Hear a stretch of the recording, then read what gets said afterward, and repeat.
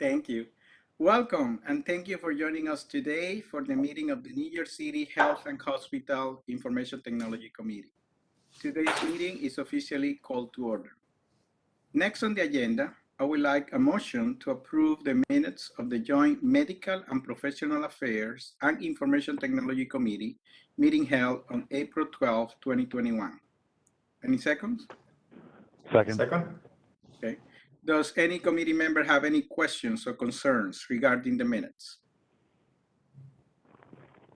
None, hearing none, let me just poll the members. Jose Pagan? Yes. Is Dr. Cass in the meeting or no? He has not joined yet. It's not right yet. Okay. Scott French? Yes. Barbara Lowe?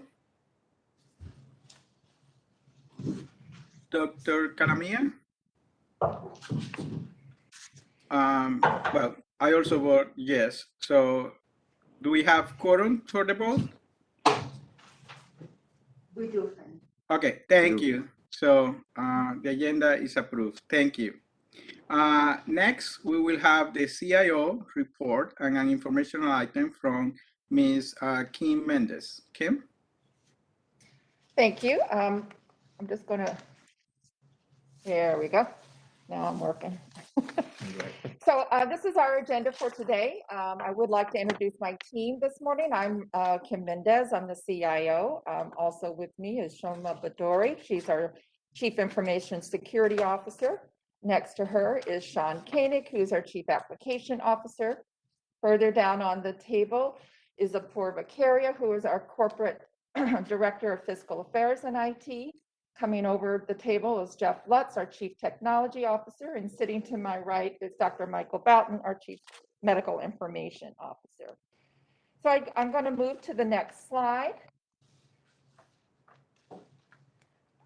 And what I'd like to do in this slide, this is really a highlight of the goals that information technology is addressing in the calendar year 2021. This is just a taste, if you will. These are the high-level areas, and today we'll be doing some targeted updates in a variety of these areas, and I'll be pointing those out. I would like to bring your attention, though, one of the things that we have worked on since our last meeting was to align our goals with our pillars, our strategic pillars. And if I can just bring your attention, we can look at where it is data management. We see that in the quality and outcomes category, our infrastructure, particularly with the data center migration and the fiscal, financial sustainability. The accelerated digital transformation covers a couple of areas with quality and outcomes, as well as improving our access to care. The effective use of our electronic health record called H2O focuses on our care experience, quality and outcomes, and social and racial equity, and we'll be having some update from that from Dr. Michael Boughton. And then an area that's actually near and dear to my heart is just that in IT is looking at continuous quality improvement, and we see this in the quality and outcomes strategic pillar. If you see an asterisk, and I'll just highlight where they are, is the data center migration, the biomedical device integration, as well as the MyChart utilization. Those are on the Board of Directors strategic dashboard metrics there. So just highlighting those for the team. Kim, I am going to move. Yes, sir. If you are able to go back Yes. To the previous slide, if it's possible, I noticed that at least in the list, you do not list culture of safety. And I believe that some of the work that you do really supports that by providing the right information at the right time to our practitioners and to the administration. Where do you think that will fit here? I would probably say in our culture of safety with our continuous quality improvement and our effective use of H2O or our EHR. So we can certainly add that. Yep. We tried to look at the one that would probably be the most encompassing, but certainly can make that adjustment. Yeah. Thank you. I just think that definitely the type of information and the ready access that you have provided to practitioners and everyone definitely should help with safety. And that's such an important area. So if you think that it will be a good match, please add it up before the meeting. Oh, we are in the meeting, sorry. No, we'll make the adjustment and we'll bring it back to the next, our next update, just as a follow-up on that piece. Or for the board meeting, whatever attachment we need to provide, at least it's there. Okay, we shall do that. Thank you. And this is an area that Dr. Michael Boughton and Jeff Lutz will be actually going into more detail on, but I wanted to pull them out because these are part of our Board of Directors strategic dashboard. Moving on to the next area, and in IT, we have the health information technology prioritized projects. Currently, we have 8 of those. We usually run anywhere from 8 to 10. And then we have a large group of supported projects. And just to remind everyone, the HIT prioritized projects are those projects that we as a system have reviewed. We have taken our vote on that to prioritize these, and it means that we will not move resources off of these projects until they are completed. So we're well along our way in each of these. You'll be getting an update on 6 of these today, and then ongoing updates as we move forward with our meetings throughout the remaining part of the year. But we're on a good track with all of these. I would also like to just highlight before we get into some of the additional updates or focused updates is our ongoing role in EITS on supporting COVID-19.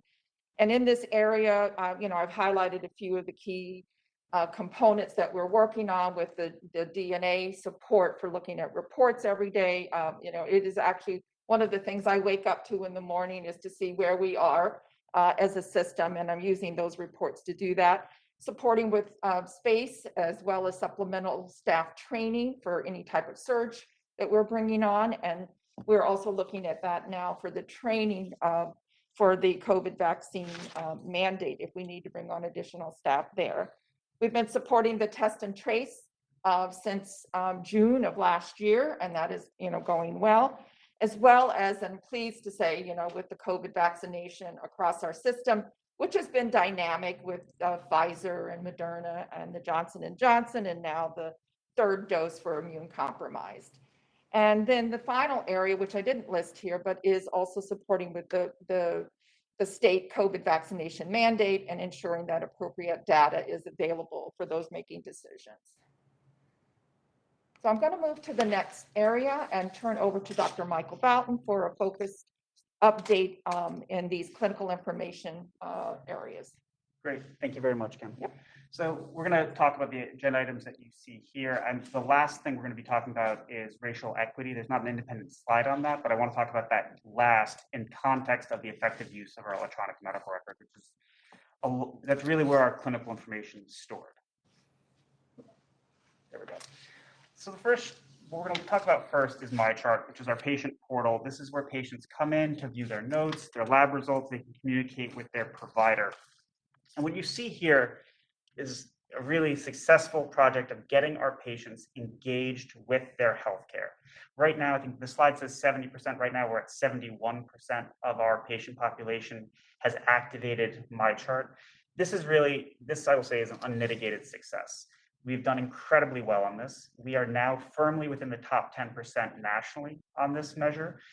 And I will say 18 months ago, we were in the bottom quarter. So this is a win for us as an enterprise. And the reason this has worked is it's true we laid down a solid technological baseline here and provided the resources. But what made this so successful was the partnership between IT with our clinical partners and our registration staff to make this a full group effort. If it wasn't the doctors and the registration staff telling the patient during their visit, they wouldn't be responding to the email or the text message that we sent them after their visit. So this is an example of a really great team project with really fantastic results. All right. For accelerated digital transformation, and Finney, I think this is what you were talking about with culture of safety and clinical data coming into our system. I think this is exactly where that would fit. So what you see here is, I'll walk you through the chart, is the dark blue line here is the devices that we anticipated integrating at the beginning of the year. That's a cardiac monitor. So if you take a cardiac monitor and it's planted on the wall, you don't want your nurse having to walk over, look at the device, write down the information like the blood pressure, the heart rate on a piece of paper, and then go manually enter that data into the system. You want to drag that information, take that right from the device, bring it into electronic medical record, and allow the nurse, he or she, to verify it before it's incorporated in. This saves time for the nursing staff, and it provides the physician the most up-to-date information. What I want to attract your attention to is that blue line is what we planned on doing. We thought were the good projects a year ago, or a little over a year ago when we started this. And that light blue line is where we've had to pivot. And we've pivoted based on clinical demand, and I'm going to get into this in the next slide. But this isn't the same chart you've seen. This isn't the same targets that you've seen. We're going to, there we go. You can see here, we're going to do less spot vital sign monitors this year than initially intended. And we're going to do more ventilators. We're going to do more cardiac monitors. We're going to do more anesthesia machines. This was based on the clinical needs of our system being different than we anticipated at the time when this project was created. And frankly, I think what we'll do going forward is really do this in 6-month increments, because we're quite accurate for the first 6 months. And then after that, we've seen some change. So we're going to have a really definitive plan for 6 months, and then a little bit less definitive for a year, slightly less definitive for 18 months, but to have an idea of where we're going. Overall, the goal here is to get timely information into the system and have there be less manual effort. It's more accurate to have it be automated, and it saves time. So effective use of H2O. This can mean a lot of things, but what I'll say is we had over the past several years a very effective implementation of EPIC. All of our acute cares and our long-term care facility are now live on H2O. We then, we finished our long-term care facility, our last facility to go live in March of 2020, which, as we all know, fed immediately into the pandemic. And what we're entering into now is the optimization phase. And so both these projects, Honor Roll and the next one, which is Gold Stars, they're EPIC, our vendor, has a recognition program that gives us a guide path to follow to adopt features within EPIC that other healthcare systems have found very effective. So this is a national standardized benchmark that we can compare ourselves to. And on both projects, we've had a lot of success. Previous Honor Roll, we've moved closer to that. I think we have a very good chance of achieving that this year. On Gold Stars, we moved from 5 Gold Stars to 7 with a goal of 8. And I do believe we're going to hit 8 Gold Stars. Now, it's not the program itself that has value. It's not the recognition from EPIC that has value here. It's what the features do for our system. So to give you a flavor of what that is, one of the Honor Roll items was the ability, signing up to a national framework called Care Everywhere. And what that allows us to do is exchange information with non-EPIC customers. So you think of Memorial Sloan Kettering. We reached out to Memorial Sloan Kettering.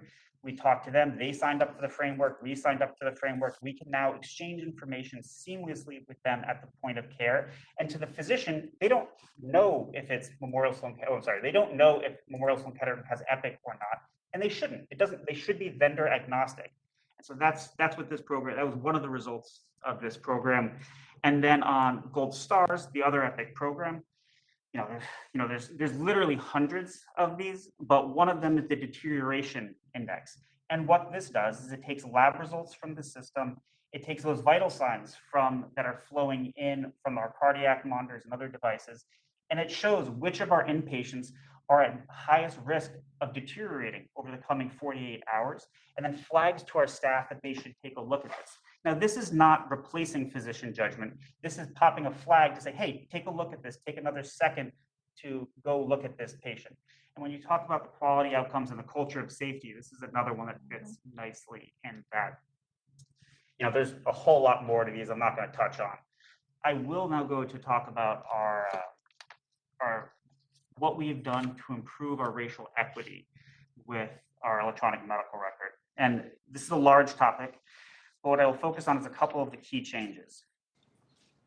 Historically, within medicine, we have used race as a marker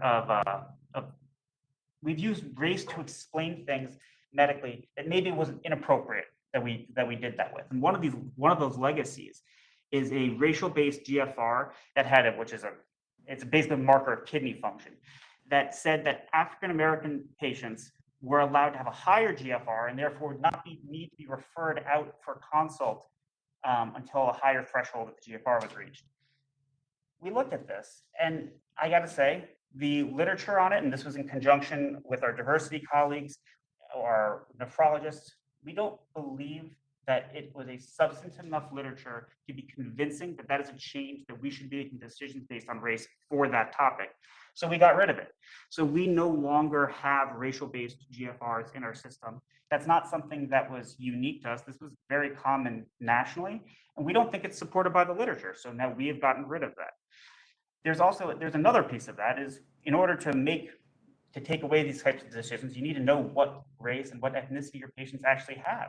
And we've struggled with that historically, and that is an area that we are really trying to improve.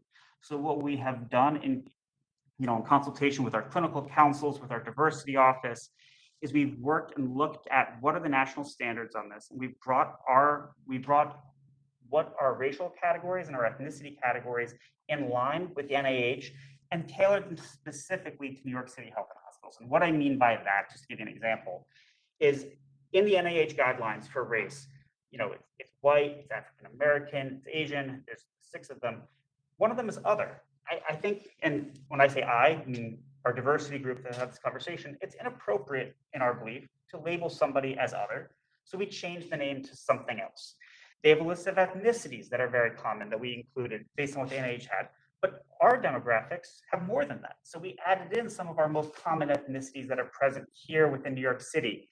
And we've also had the ability, or I shouldn't say added, what we also have the ability to do is do multi-selection. So you don't need to just be one race or one ethnicity, reflecting our very diverse patient population.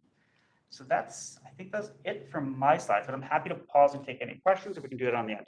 No, I think we should pause now if we have any. Thank you, Kim, and thank you, Doctor. I would like to poll the members of the committee to see if they have any questions. Jose? Just very impressed with the amount of work that has been going on, especially on my chart, and how much it can help us reach our patients. And I'm sure you're always thinking of ways to add features to it and so on. And then on this last topic of racial and social ethnic equity and so on, like, are you,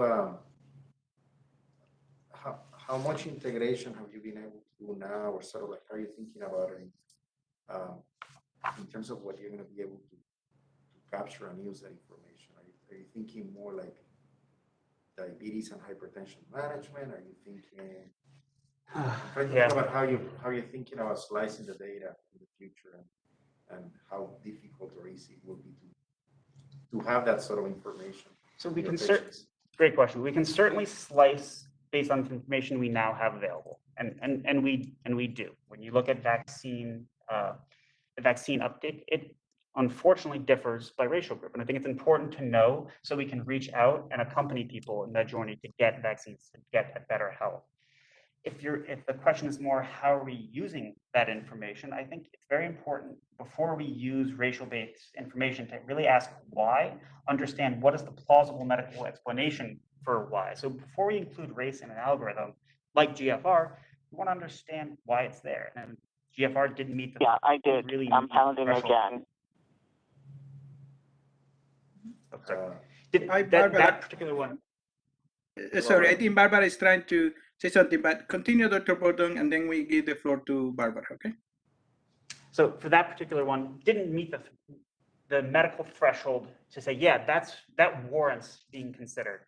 There's other areas where it likely will, but when we make decisions to include that, it can be in conjunction with our clinical leadership after our conversation. And before it's included, we're going to ask why, and we're going to then ask, if why, ask what is the plausible medical explanation for that. And I think it's being thought. It's not using it. It's being thoughtful about its use. Thanks. Thank you. Let's see, Jose, do you have any other questions? No, that's it. Thank you. Okay, Barbara, I think you wanted to say something. Hello? Hi, Barbara, we can hear you.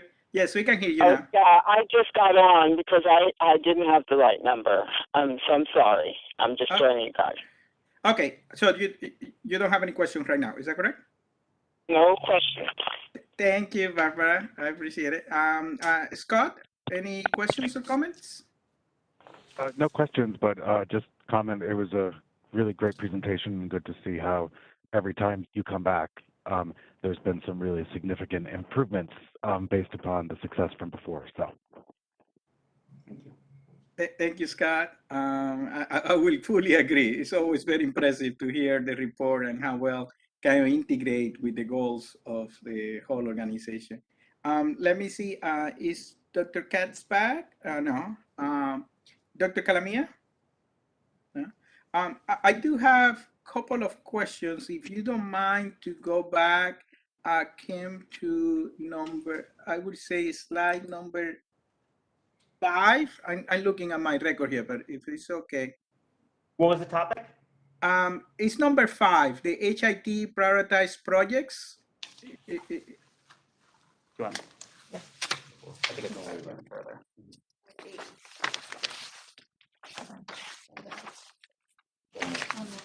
Yes, this one. Here we go. Thank you, Kim.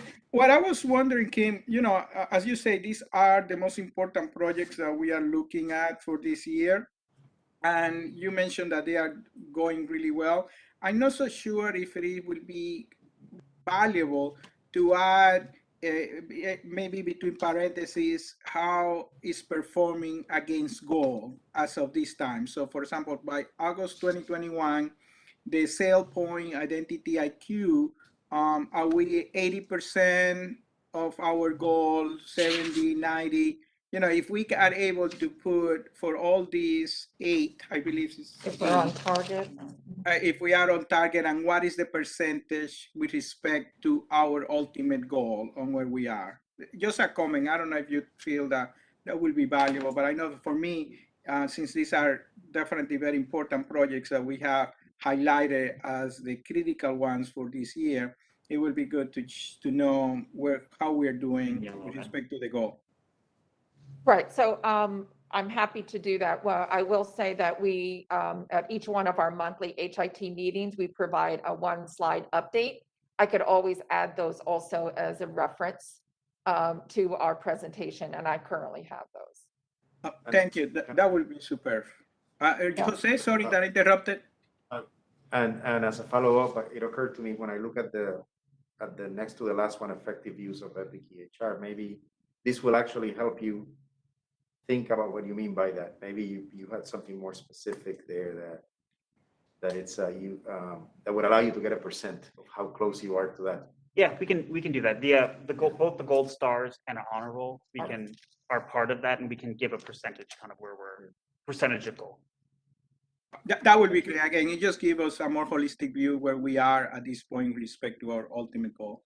I also have a question. Again, wonderful presentation. I echo Scott's comment. If we go to slide number 8, that's the MyChart activation rates.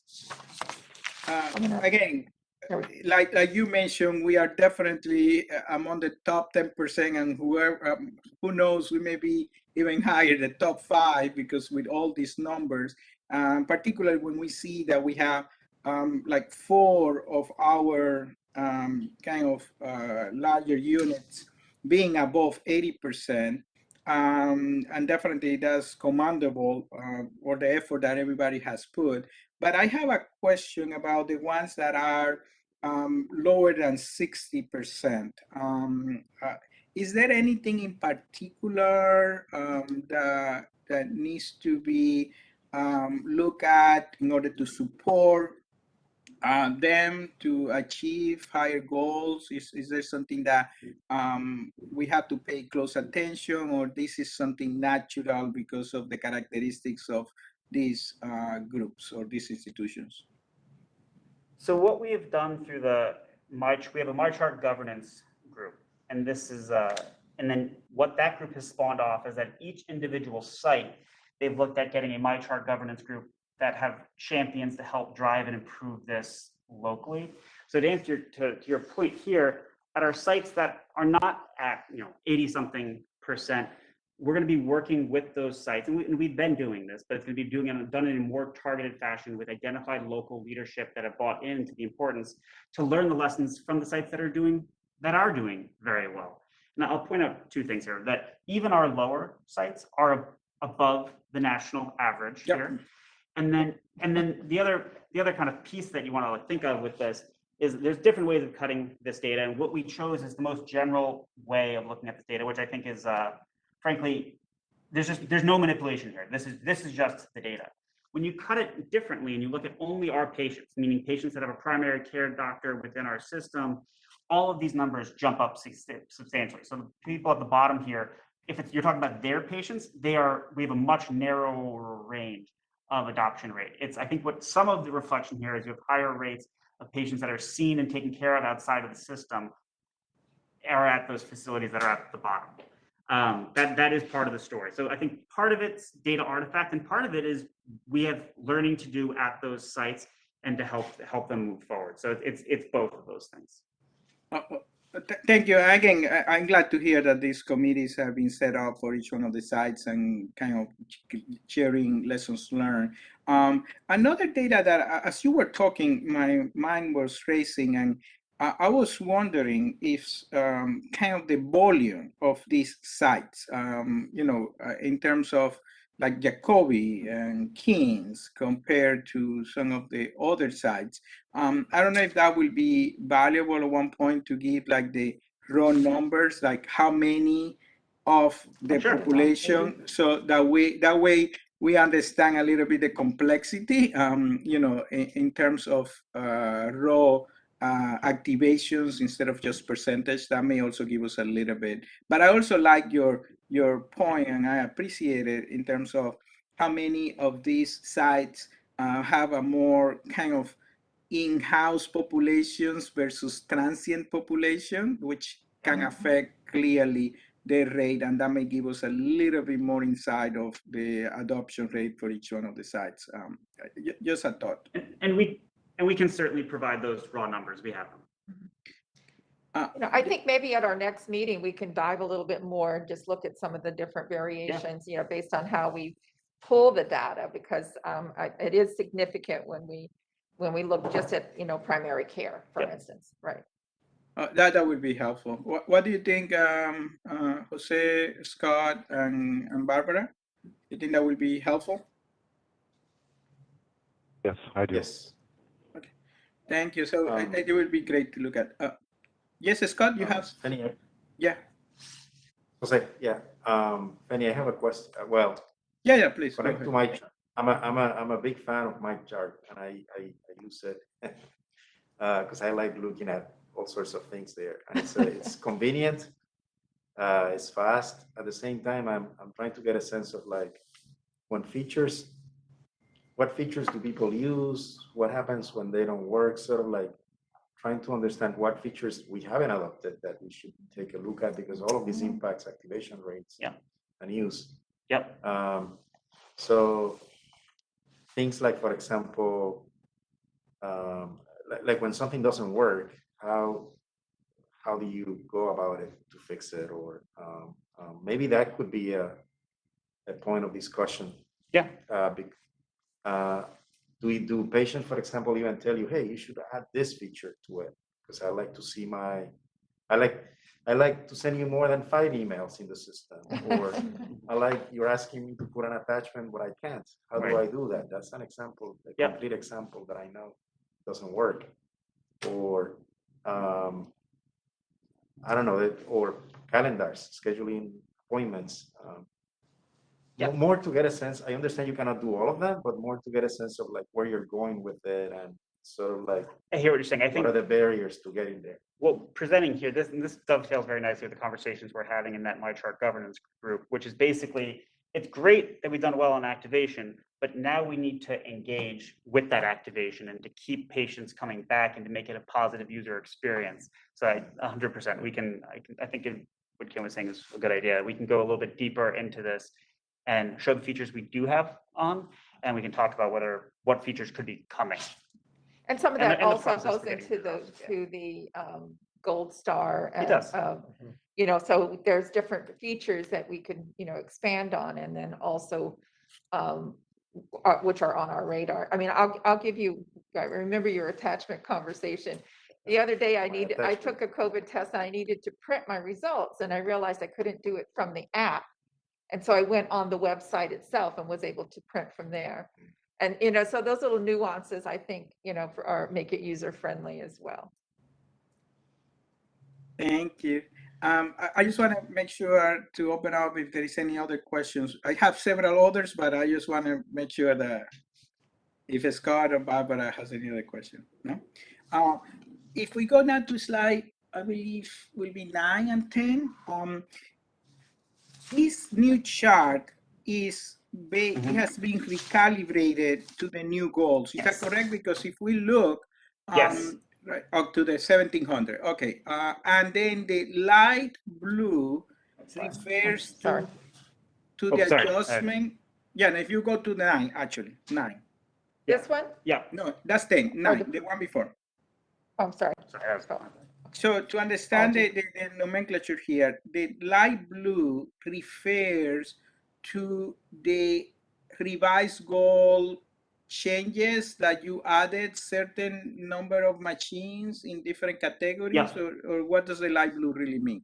Yeah, it's devices that we weren't anticipating, we had not planned on integrating a year ago. So when we decided we needed to integrate 50 more ventilators and 200 more cardiac monitors, those would go in that light blue line. That now I understand it. Now, if we go to number 10, the goal was revised significantly lower. Yes. Is that the belief that the ones that have the greatest majority, they always say the vital signs monitor, were easier to integrate than these others? They are more complex and Yeah. So it's not a one-to-one trade-off. The vital sign monitors are something we had never, they're called the spot vital sign monitors. They're the ones that a nurse would wheel, or nurse or PCA would wheel from room to room. Doing the first one is a tremendous amount of work because we need to get that integration set up. And that's something we have now done successfully.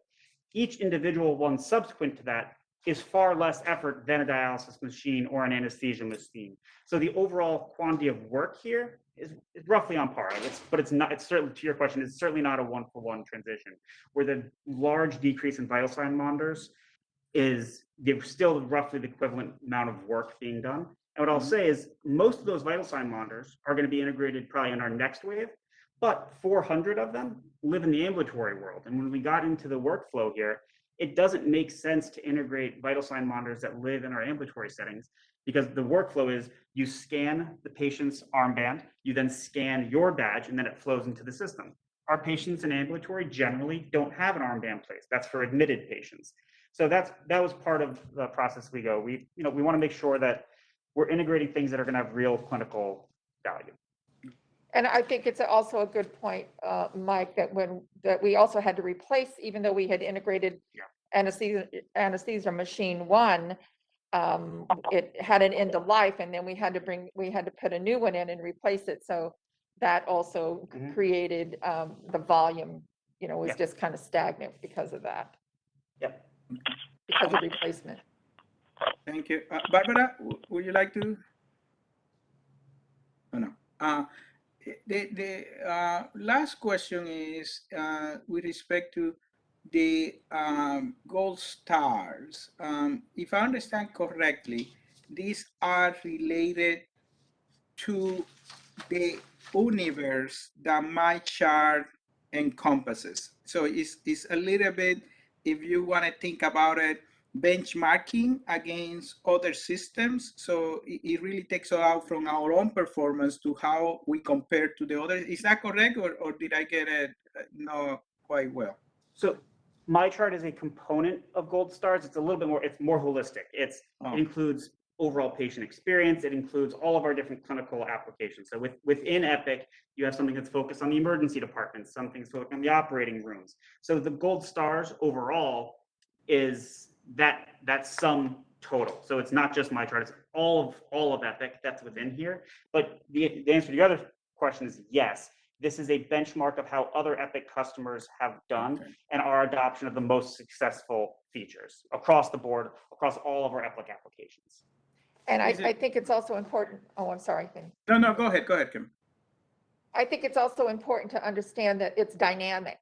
So today it's this number and tomorrow, well, when I say tomorrow, November, it'll be updated by Epic. So you're always striving for more. So we're never going to get to all of them because they become incorporated in what is standard as you move forward. So there's always a challenge as you move forward. I don't know if I said that right, Mike. But No, you did. No, that was spot on. So it's the gold star number is dynamic. It's not a stagnant number that you reach, and that you've achieved that one time. You're always having to achieve the next step. We're going to want to hit level 8 of gold stars by November, and I think we'll be able to do that. And then in order to maintain that, it's going to take a significant amount of work. And I think that this is very helpful and an explanation. I really like it. I'm glad to hear that it's dynamic because it just keeps you on your toes more or less all the time and continuous improvement. This is true. This is true. But I think what I like to highlight, which somehow I miss in kind of, even though when you explain it, Dr. Burton, you did say it, but here the graphic does not highlight that this is an external measure, while the others that we have been talking about it are more internal measures. And this gives us a little bit of kind of another level of check or kind of approval rating, if you want to think, from kind of the benchmarking against other systems. And maybe there is some way in the slide to indicate that this is an external type of measures, looking at our performance and how we are doing compared to peers. So that would be one point. The second point is that the same way that we did for my chart, that we had kind of the average for all the different systems adopting my chart, is there a way to know what is kind of the average for all the systems? Are most people at 7 like us, or are people at 5 or 6? I think it would be good, since we are using it as a benchmarking, to understand how we compare with others. Because if everybody's at 7.5, well, we are just average. But if we are above and they're below, You're making me regret my editing decisions here. We had more data. I can send you a slide, and I'll certainly include it next time. When we get to level 8, we're going to be in the top 25% of the country.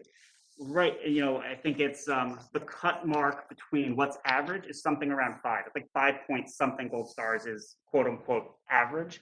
So yeah, we went from being average, and I think with implementation, when we went live with a solid, like an above average medical record.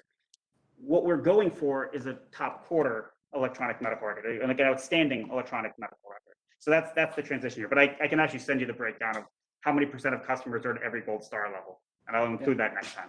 Yeah, and again, it's just to highlight here somehow the same way that you did with my chart, to say what the average is and to showcase that we are definitely above average, clearly. So that would be, and then the last one is about the kind of the race-based algorithm. Definitely, I just want to kind of echo what has been said. We are so proud of your team for looking at this. My question is, I'm sorry that a lot of my questions tends to be more benchmarking, but you also want to know how others are doing and how we are doing compared to them. How are other systems handling these issues? Are we at par with them, or we are ahead, leading the pack? How are we doing with this? So I don't have firm data here. What I can speak to is the New England Journal of Medicine, I think last month or the month before, came out with an article on this and kind of gave a review. And GFR, the one that we got rid of, was in a hot conversation with, which is, should we keep this or should we get rid of this? There's other and so we're ahead of that conversation because we've already gotten rid of it. There's other calculators that are out there, vaginal birth after C-section after vaginal birth. And we never, in our Epic, and the algorithms that we have built into the system, we have never included race. There are some algorithms out there nationally that included race for those. So what we have built into the system, I will tell you, we have thought very thoroughly on it. And in the New England Journal article that went through this, that listed all of the race-based algorithms that are common within medicine, I can tell you we didn't include any of them that were of concern at this juncture, which is good. Now, I want to say this again, that does not mean we will never consider race if it is felt to be appropriate and why, because you don't want to deprive care if it's been shown to be medically sustainable. It's very sensitive and we should be very thoughtful about it, but it's not that we will never do it. Thank you. So to answer your question, I agree. don't have firm stats, but it's looking at what I've seen in the New England Journal and what I've seen in other areas, we are, we're ahead of that conversation. Hi, Thank you.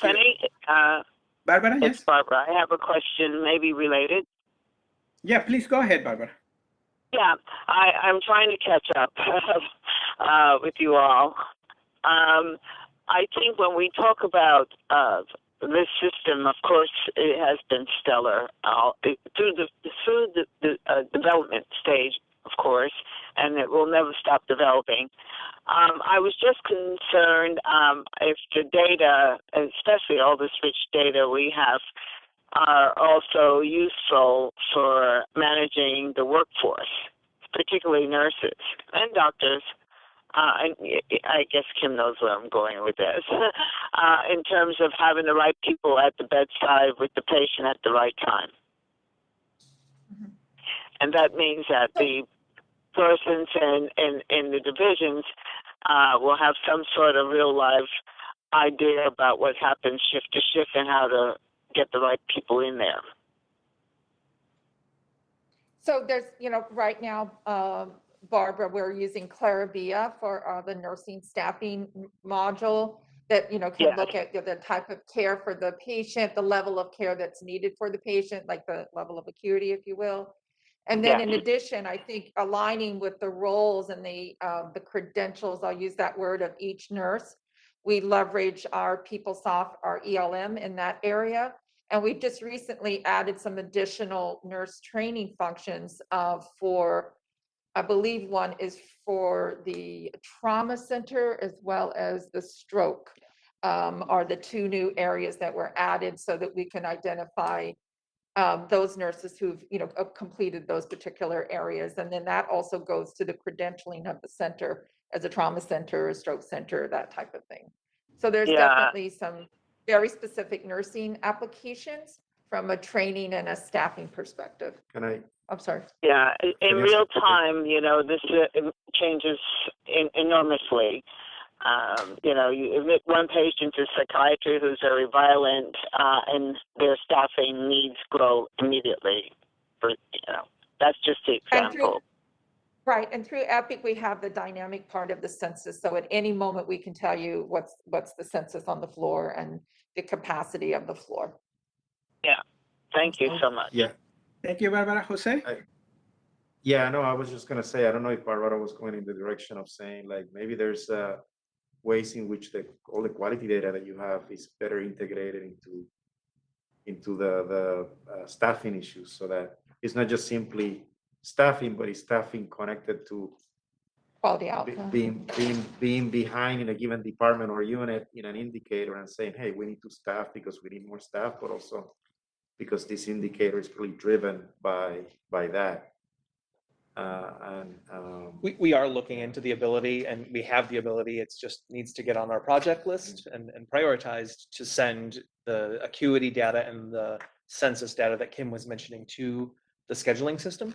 And so once we've kind of finalized decisions on the scheduling system, as Natalia and her team are taking a look at whether clare is our long-term vision, that is something that we're considering as part of the next steps. Yep, well said, Sean. Right. Thank you. Anybody else? Any questions? So I know, Kim, you have a little bit of other material that you want to present. Do you want to go ahead with that? We do. We Okay. will. I know we're getting on the line here, so we'll be swift, but we have 3 additional areas that we'd like to speak about. One is, let me just move forward, Jeff, I'll have you do the high level. This is from our infrastructure team, and this is our data center migration and where we are currently, and we are on target here. But Jeff, I'll let you speak, and then I'll move over to Shoma for security. Certainly, and thank you. Good morning, and I'll give a brief update as to where we are. We continue to make Very good progress as we get ready to relocate our data centers to our new data to our new data centers. Right now we are in the middle of our planning preparation phases. So that's what you'll see a lot of around here. Various tools such as Rotana and workshops and application dependency mapping. So essentially, think of it this way: is for us to essentially move from, if we're buying a new house and we're also keeping the other house up at the same time, instead of moving all at once, we're moving room by room. So if when the new house we want to be able to cook, we want to make sure that we have all of the pots and pans and utensils over there, so we're ready to cook. So all of the discovery that we're going through, we're working closely with Sean and Shoma and various members of the team to understand, so that as we move from one data center, these applications, to the next, how we can do it in a very smooth fashion. Right now, they're essentially looking at us taking about 22 different, what they call move waves, to do that. So it'll be about 22 different little moves that we will make progressively, starting probably around February of next year. In parallel to that, we are with the very early phases of our build out. So we are starting, today, we're actually receiving our racks. So this is where all of the equipment will be housed. They're starting to stand that up. They have the caging, so that's where they section off our area of the floor, as well as putting the power into place. So we are making very good progress along those lines, so that we can be ready for the times of the moves. So with that, any questions? Let me ask Jose, any questions? No, thank you. Scott? No questions. Thank you. Barbara? And at this time, thank you. Thank you. I just have a couple of points. I was wondering, I understand that for the timeline, we have the green status on schedule and the completion dates, which are very good information. But I was wondering if it would be good to say what percentage complete we have with respect to the overall. You know, are we, based on our target, are we 10%, 50%? That may be helpful to be added there in order to understand how we're doing. Yes. Sorry. Yes, go ahead. Oh, no, per your earlier comment as well, this is something that we will make sure that we're able to present next time, so that give you a better picture of where we are and how far we have to go. Yeah. And I will model it maybe with the devices, which it shows how many or what you were going to do and how you're doing. I think that may be a good way. And then the second comment is that I really like the way that you put the milestones that were completed and the accomplishments, which are a little bit different for Q2. But I noticed that in Q3, you have only the milestone, but you don't have the accomplishment. Are there any significant accomplishment that we should be noting for Q3?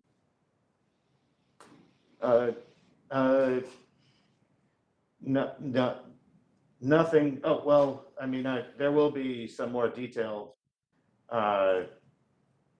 nothing that's different from what you see there. I mean, there'll be some details that will spawn out of these milestones, that we will be noting within those accomplishments. And I guess if I'm answering the question correctly, I think the question is, let me say something, Kim. I think maybe I was confused because you're using calendar year, not fiscal year quarters. Is that correct? So that may be, I was thinking that you were using fiscal year. Now, but quarter year, the third quarter milestone is a future looking. So why is it correct? Because correct, it is calendar year, not fiscal year. And since we are in the middle of that third quarter, we wanted to indicate that we are making good progress and still on the timelines with what we will accomplish or what we look to accomplish within this third quarter. Okay. So a little bit more future looking, so to speak, so that way, we want to show that we are still on pace to meet these milestones and, overall for the project. So to your point, this is a little bit more forward-looking versus the quarter two milestones, which were, backward-looking, if you will, or progress to date. Okay.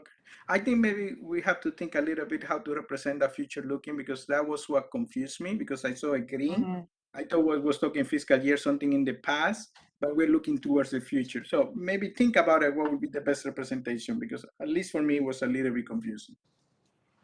That's a good point. Understood. Thank you. I guess that we have security now? Yes, thank you. Yeah. So at this point, I'd like to introduce Shoma Badori, and I just wanted to pause and let everybody know that Shoma was recently a panel presenter for the New York City Police Department Cyber Intelligence and Counterterrorism Conference in August. So that was a good showing of New York City Health and Hospital. But Shoma, I'll turn it over to you on some of the best practices that we're working on currently. Thank you. Thank you, Kim. Thank you for that remark. I appreciate that. Hello, everybody. So I just wanted to give an overview. This is a very brief overview of our cybersecurity best practices. So essentially, these best practices come from our cybersecurity strategy that is based off of the NIST cybersecurity framework that we follow for New York City Health and Hospitals. And some of the best practices here that we're mentioning tie into that framework. To start off with, we've been addressing our legacy system, including our desktop servers and databases. This is basically a cyclical process that we continue to focus on to reduce our risk level through upgrading to the latest operating system with proper testing of those upgrades that support both our clinical and non-clinical applications with appropriate funding where needed. The other areas here that I'll try to pull all together because they're all in one familiar category is the area of multi-factor authentication, personal email blocking, and dynamic password implementation. All of these help in reducing email compromise, mainly through phishing attempts. And MFA has been implemented as of this week for all of our public-facing sites. Some examples of those include webmail and PeopleSoft that are highly utilized by our workforce members as examples.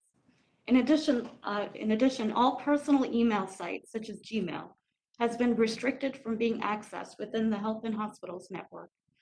And finally, dynamic password implementation is in the middle of taking effect for all our workforce members accessing our network to reduce compromise by hackers, potential hackers, by strengthening our password complexity requirements, again, following NIST guidelines. And finally, in the area of application access user certification, this helps improve our security posture. And by looking at this slide, thank you, Kim, we are improving our security posture and we're checking for the appropriate role-based access by our workforce to conduct their day-to-day responsibilities.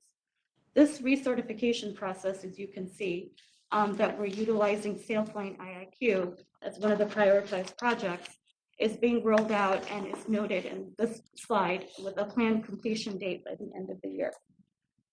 So these are some of the examples of the best practices that we're following as part of our cybersecurity strategy. Thank you. Any questions? Thank you. Jose? No questions, thank you. Scott? No questions, just understand the complexity of this work as we are doing similar things over here at DSS. So, yeah. And also just apologies, I am going to have to jump off a couple minutes early. Okay, thank you, Scott. Barbara?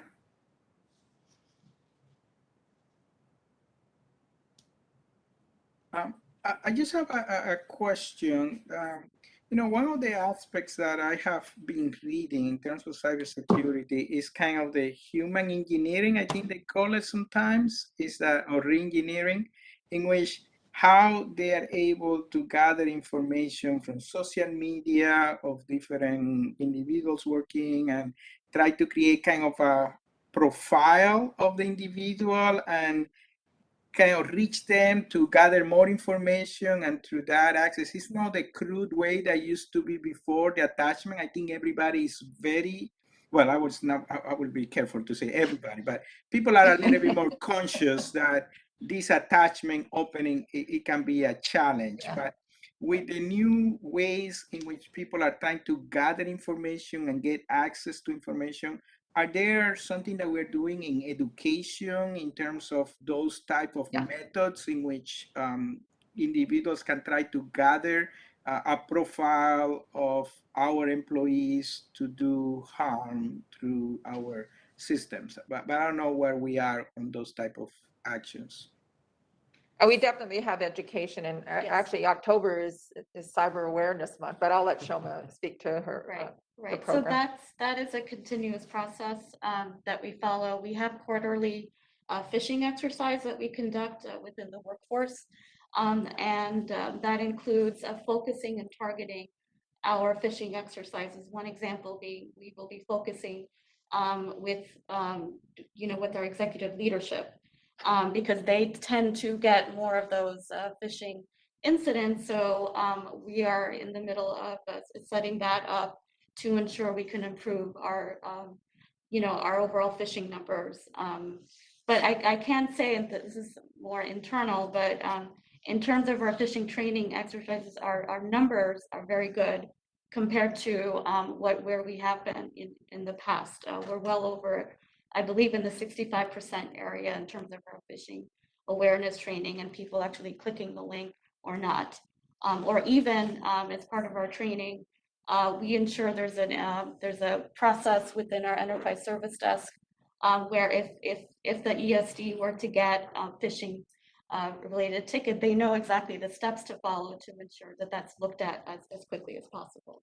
So from the end user all the way to the security team, we have developed those processes to try to mitigate that risk.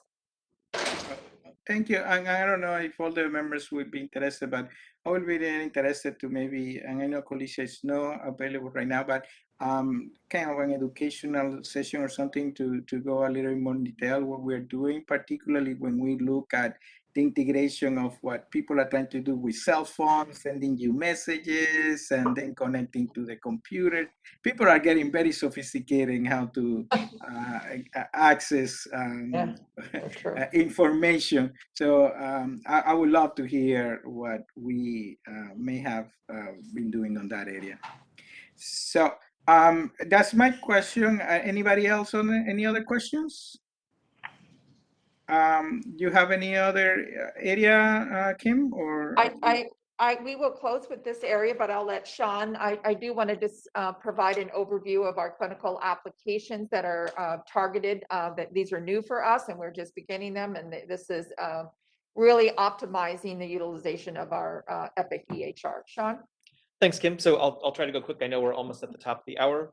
So we're really excited about Omnicell project that's coming along, where we're partnering with supply chain and pharmacy to replace out-of-date Pyxis machines with new state-of-the-art Omnicell devices for distributing medications.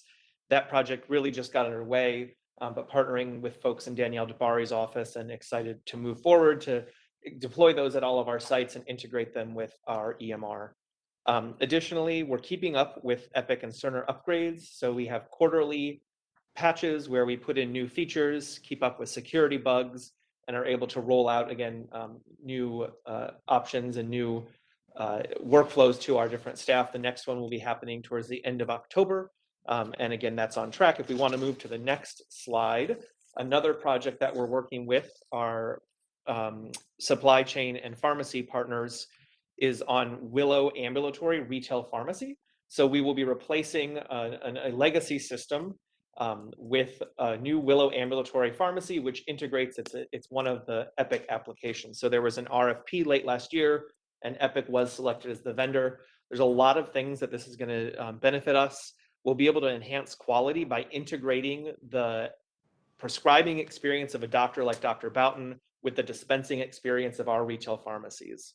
So it's one record, and Dr. Boughton will be able to know if his patient picked up their medication. And so really looking at that access to care and the quality of having providers know whether their patients are taking their insulin or even getting their insulin to be able to take it, for example. Additionally, as mentioned, we'll be able to roll out MyChart features. So better care experience where where patients can go and directly request that the pharmacy refill their script, let them know when it's ready, things that, features that you see if you go to a CVS or a Walgreens with their online app, we'll now be able to offer with our MyChart app right in the same application that people are using today. So that's really exciting. And again, financial sustainability will also be improved because we'll start adjudicating claims for commercially insured patients to the pharmacy benefit management corporate companies. So being able to send out the claims and again, start using our retail pharmacies to improve our financial sustainability by actually bringing in revenue and not just offering it to fee-scaled patients. Next, just wanted to also highlight our HCLL blood bank upgrade. So many systems, including HCLL, had upgrades that were put on hold while we rolled out the H2O system. And again, I think we're all in agreement that we were very lucky to have completed the H2O implementation before COVID. So I think we've definitely made the right decision there. Yeah. But one of the things that means is we're now finally getting back to doing an HCLL upgrade. So I'd say we're about 80% of the way there. We're looking at targeting early 2022 to be able to implement, and we'll be upgrading, you can see 5 years worth of versions from version 2016 all the way up to a 2021 version. So looking forward to partnering with Kenra and the blood bank folks on that. Excited to be able to, again, roll out new features and again, become compliant with our security. So that was, I tried to keep it as short as I could because I know we're out of time, but I'm certainly happy to take any questions if folks have any. Thank you. Thank you so much. Jose? I have no questions, but I want to remind Dr. Peña Mora to ask Barbara Lowe to vote on the minutes. Oh, yeah. I think she, thank you, Jose. Barbara. Yes. Hi. Barbara, we voted in the minutes earlier on in the meeting. Are you, you feel comfortable voting in terms of approving the minutes from previous meeting?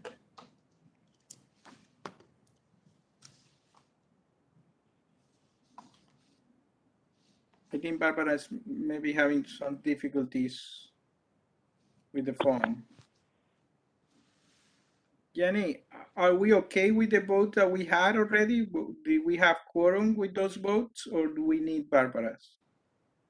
We are, I do see her trying to unmute. So Ms. Lowe, you star 6, you'll be able to establish your vote for the record.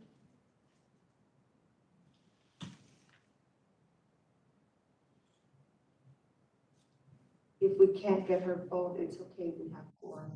Okay. Is that okay, Jose? If I'm not able to get her vote? Thank you. Okay. Okay. I don't have anything else. Oh, Barbara, yes, please. Can you hear me now? Yes. Yes. Yes. Okay, I don't know what happened here, but yes, I vote on the minutes. I read the minutes and understand them thoroughly. Thank you. Thank you, Barbara. So with that, I think we are ready. Is there any new business, old business, any other issues? No? In that case, if there is no further discussion, all in favor of adjourning this meeting? Yes. Thank you. So thank you, Kim. Thank you, everybody, for wonderful presentation. We really appreciate it. I'm sorry that we ran a little bit late. Thank you so much. Thank you. Thank you. Bye-bye. Bye.